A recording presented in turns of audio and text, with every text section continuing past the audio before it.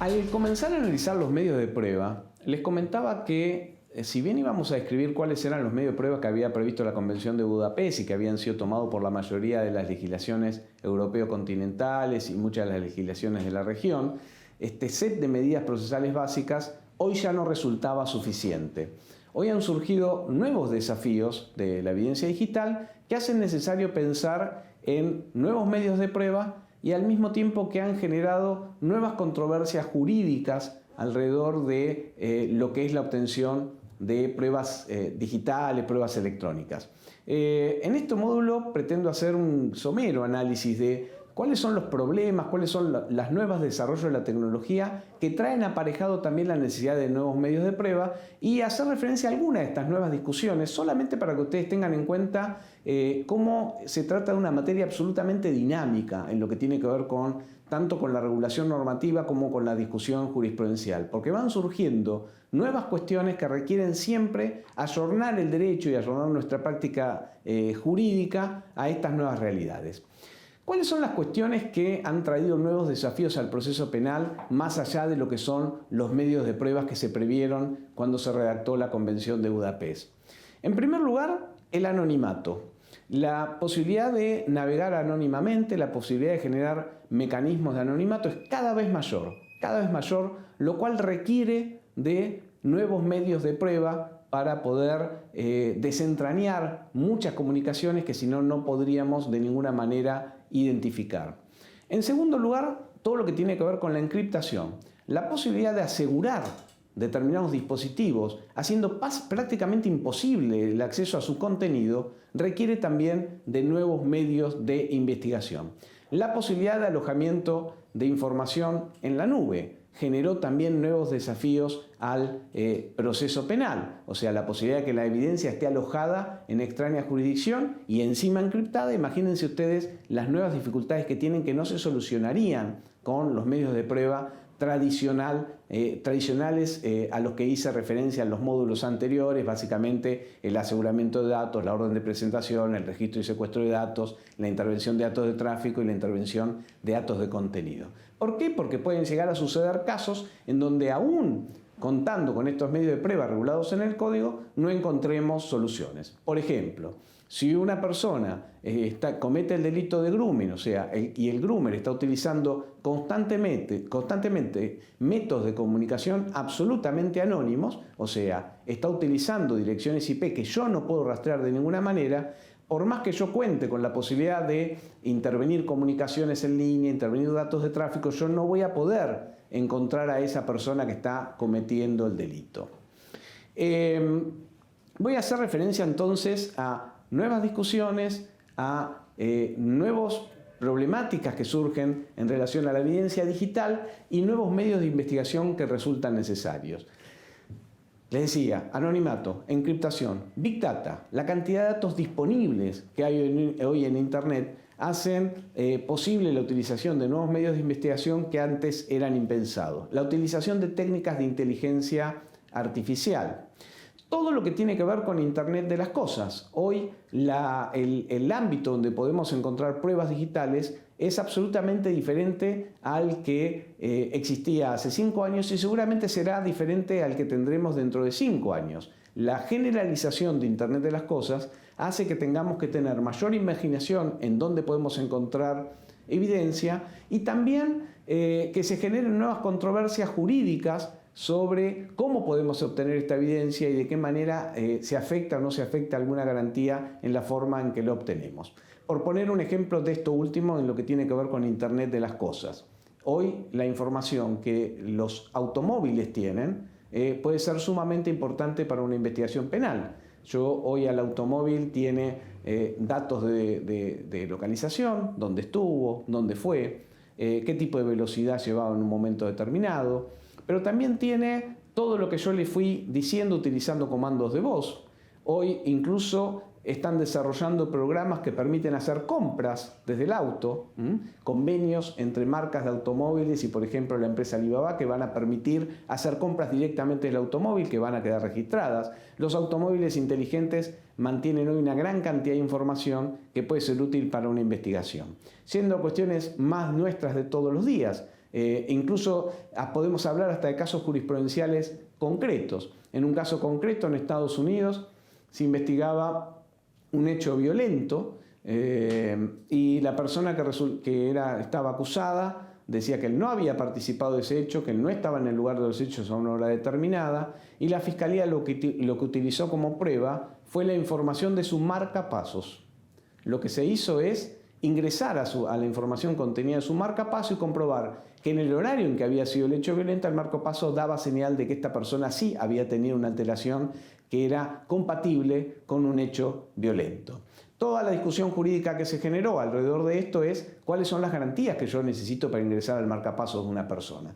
Todo este tipo de cuestiones son las que nos enfrentan a esta nueva realidad. ¿Cuáles son los medios de prueba novedosos, medios de investigación novedosos que no están previstos en la Convención, que no se excluyen tampoco? O sea, no es que unos excluyen a otros, pero que hay que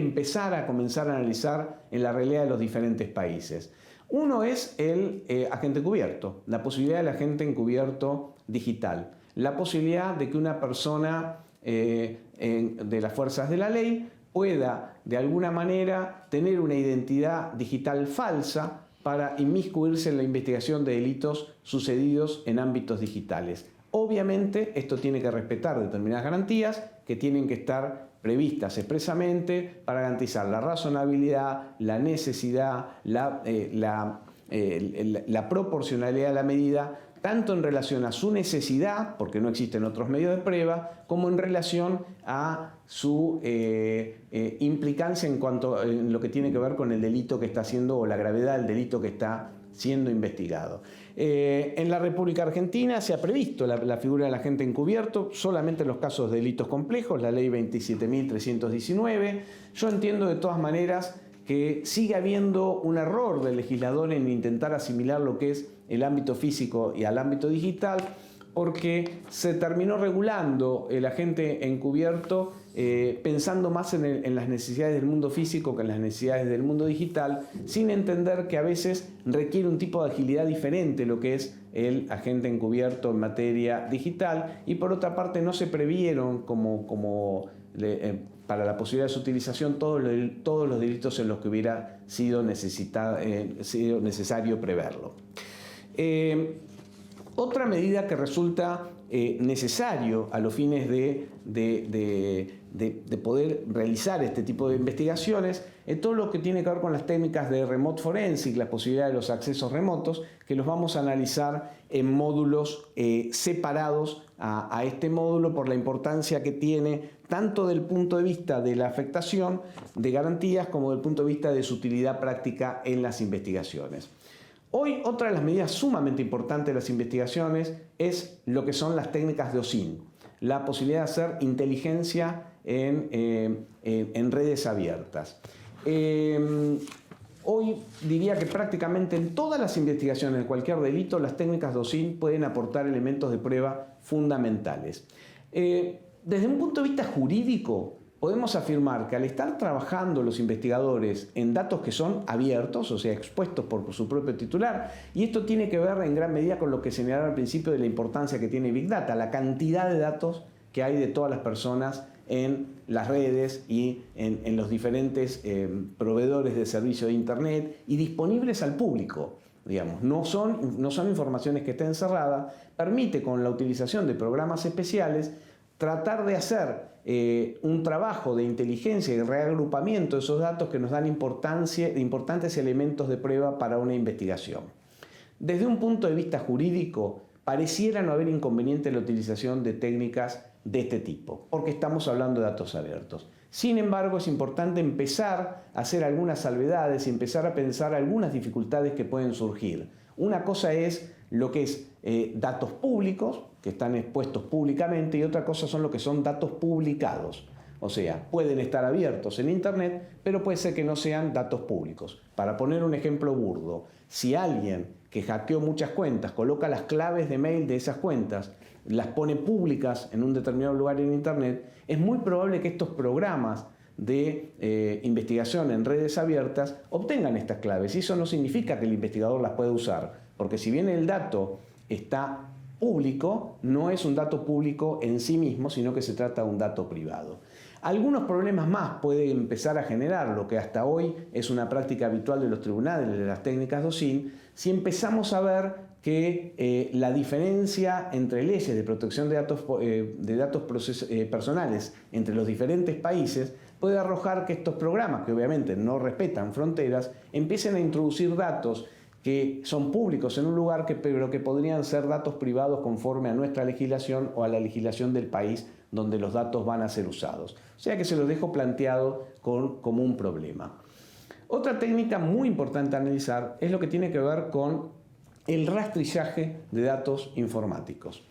En lo que tiene que ver con la investigación en redes abiertas, yo me estoy refiriendo a investigación de una persona o de varias personas en una investigación penal concreta. Los rastrillajes no son medidas de investigación de un delito concreto, sino que son medidas de prevención que pueden actuar como noticia de un delito.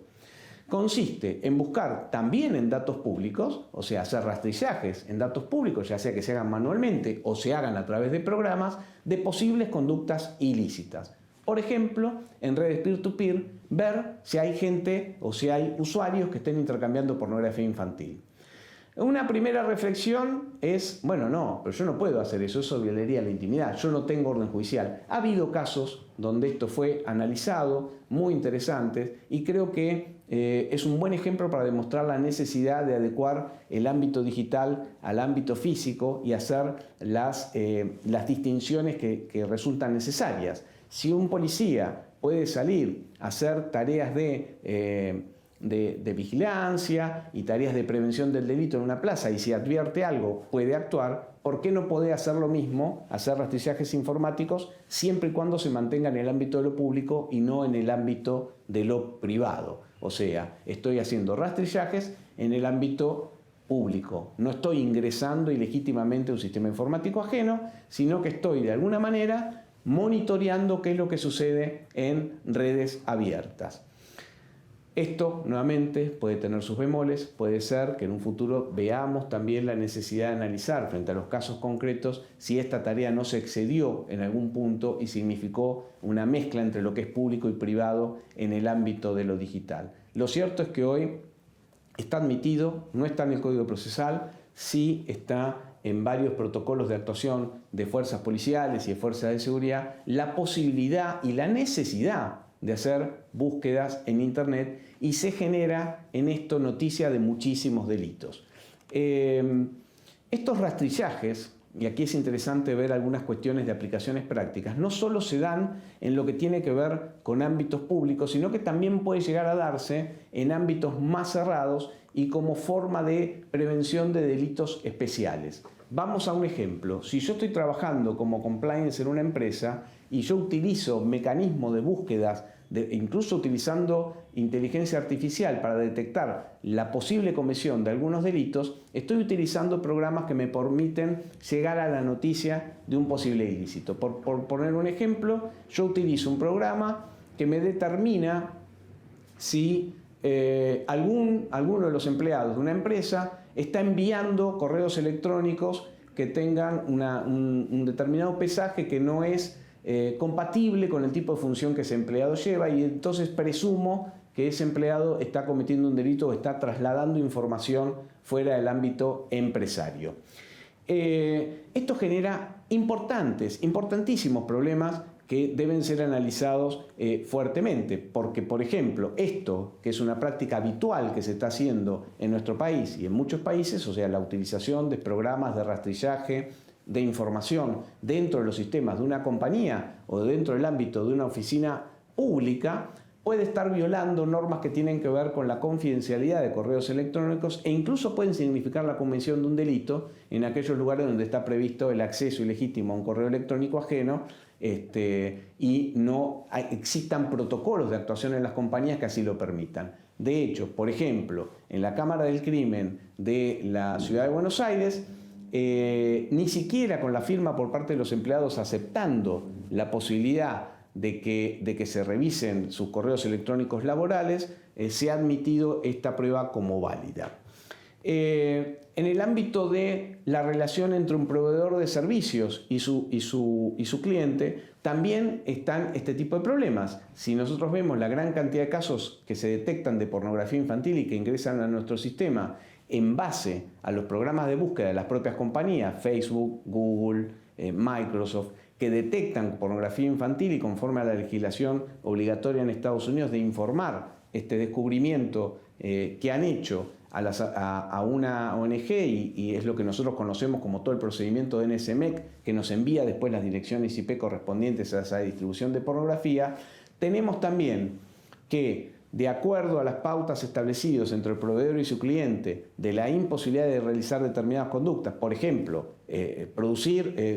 difundir pornografía infantil, que está aceptado por el propio cliente, que en esos casos el proveedor de servicios puede de alguna manera revisar los contenidos. No es una persona que está revisando, pero sí hay un programa que está haciendo búsquedas dentro de la red y está encontrando y está dando noticia de un delito. La discusión sobre si esto es válido o esto no es válido, en la medida que no está previsto expresamente en los códigos, puede generar algún tipo de inconveniente. Todo esto que vengo relatando nos muestra que la cuestión de los medios procesales clásicos no agota el problema de la discusión procesal. De hecho, van surgiendo nuevas discusiones sobre temas que creíamos que estaban terminados y que se trasladan ahora al ámbito de la prueba digital. Una de las herramientas de prueba novedosas más importantes son los datos de geolocalización. Hoy es importantísimo trabajar con datos de geolocalización. Hasta ahora estábamos acostumbrados a pedir los datos de geolocalización sin ningún problema.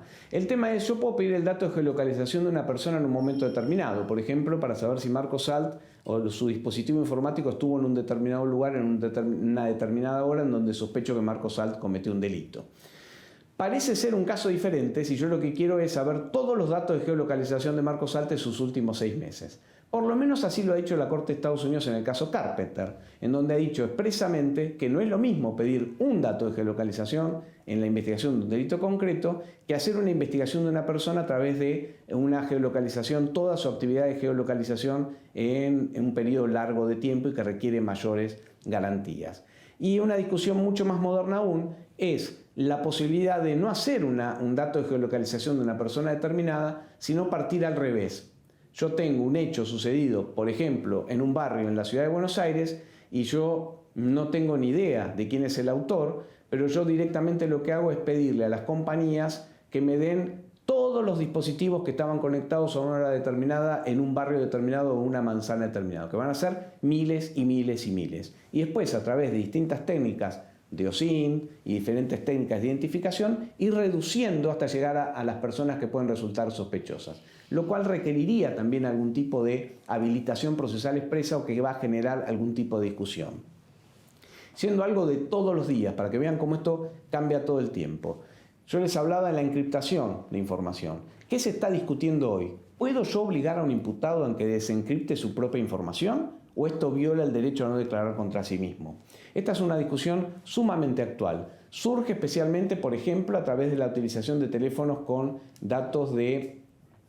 apertura utilizando datos biométricos, como es el caso del iPhone con la colocación del dedo o la exposición del rostro frente a la pantalla. ¿Puedo obligar a una persona cuyo teléfono está bloqueado a que voluntariamente o bajo la presión del Estado en el sentido de amenazarlo con una pena esté obligado a destrabar ese teléfono? Esto hoy se está discutiendo en todo el mundo porque lo que está pasando es que empiezan a aparecer un montón de dispositivos que si no tengo cómo desbloquearlos no puedo seguir adelante con la investigación. Los antecedentes en nuestro país de lo que es la extracción compulsiva de sangre en algunos casos podrían indicar que es una intervención menor sobre el cuerpo de una persona hacerle poner el dedo en un teléfono. Sin embargo, no podemos dejar de tener en cuenta que una cosa es utilizar la cooperación de la persona o la coerción de la persona a los fines de poder identificarla, por ejemplo, sacarle las huellas dactilares, que obligarla a entregar un dato que puede significar la apertura de toda su intimidad en un medio informático.